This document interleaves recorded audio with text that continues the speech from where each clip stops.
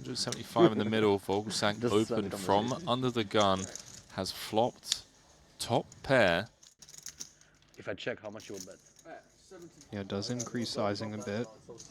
Quite dynamic flop. 6 off the money. That is pretty dicey turn card for Christoph. Does check behind. 7 pairs. Some additional ways for Wang Ye to have made a better hand. He's 450,000. Yeah. 150% pot.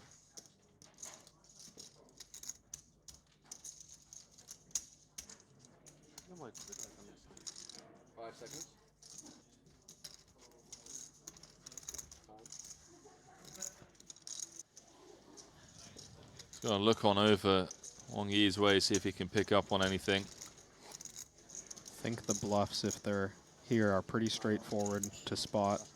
Queen 10, maybe Queen Jack, missed clubs of some kind. But Jack 10 offsuit, so readily available. Basically any 7. Big fold. Big fold. Oh my word. Incorrect. Oh, Christoph Vogelsang. Take a bow, son.